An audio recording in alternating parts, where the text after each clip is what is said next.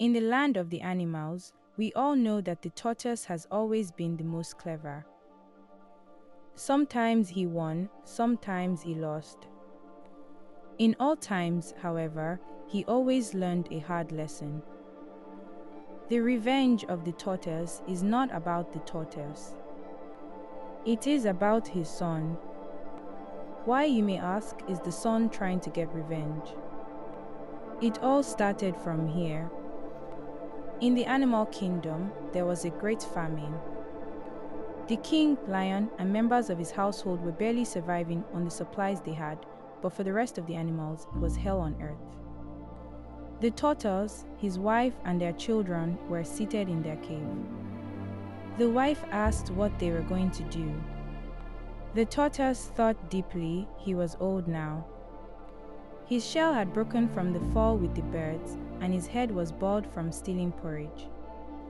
He knew he wasn't young enough or fast enough, and so he couldn't play any of his witty tricks. Finally, an idea came to his head. He told his family not to worry and promised that when he returned in the night, they would have something to eat. And so he left. The tortoise, his plan was to go and kill himself in the forest. He wondered which tree he would climb to the heights before flinging himself off. As he looked around, he saw a palm tree lying on the floor. Someone seemed to have cut it down, and there were no palm fruits on it. Another idea rushed to his head again, and his eyes lit up. You see, in the land of the humans, there was no famine. There was an abundance of food.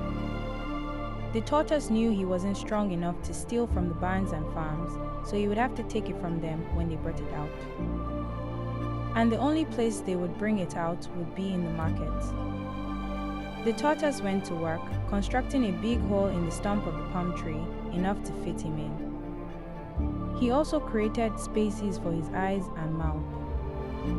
Then he moved.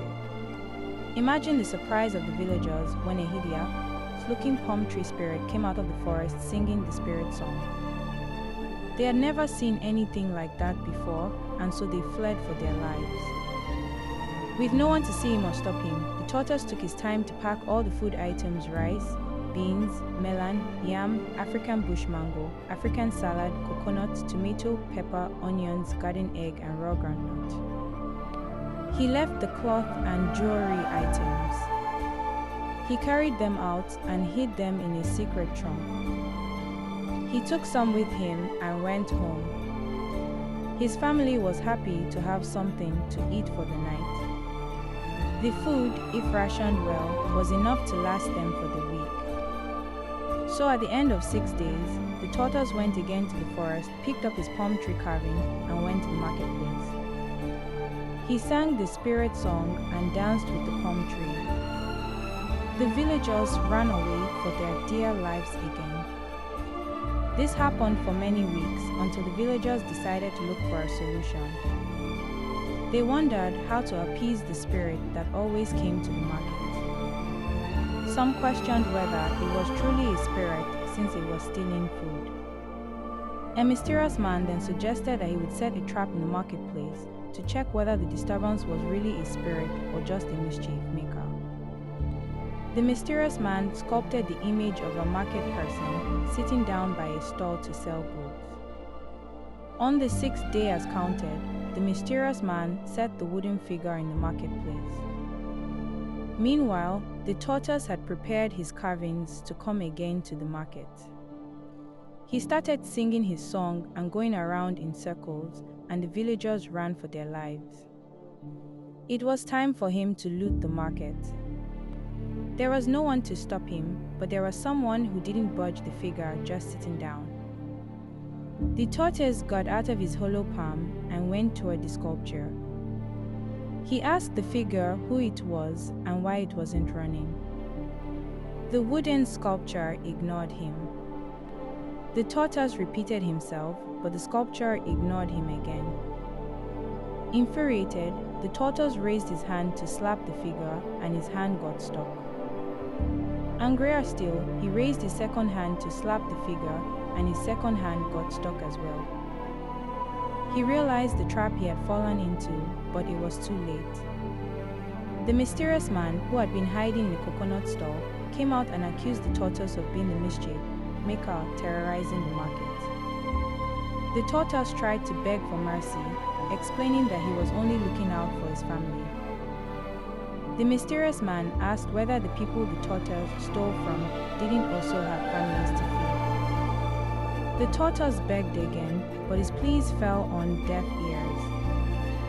The man called all the villagers to come and see the culprit. The villagers, angry at seeing the thief who had been stealing their food produce, beat the tortoise until his skin began to peel. They also started a fire and hung him over it not to kill him, but to teach him a serious lesson. Burned and bruised, they threw him into the forest. Back at home, the tortoise's family was looking for him since he had not returned. The son wanted to go out and look for him, but the mother insisted on going instead. She went to the forest, searching and calling for the husband the tortoise. Luckily, she picked up his scent and found him helpless on the forest floor. She picked him up and led him back home. The daughter was the first to start weeping when she saw her father in such a pitiable state. With a frail voice, the tortoise narrated his ordeal and explained what he had been doing in the market to get food for them all. The son scoffed, saying that if the father had been smarter, they would be royalty by now and would not be suffering. His mother, the tortoise, his wife, was horrified by the son's disrespect towards his father, but he continued, pointing out that his father, the wisest animal in the kingdom, had been beaten by humans as a disgraced thief. Not willing to further show his frustrations, the son stormed out of the house. He remembered the porridge cooking competition between his father and the lion, how he and his sister had done everything to cook the best porridge slowly and carefully, yet they still lost. For the tortoise's son, that was the beginning of all their problems. The lion would have to pay for this. The tortoise, his son, would exact his revenge. Watch out for the revenge of the tortoise's son,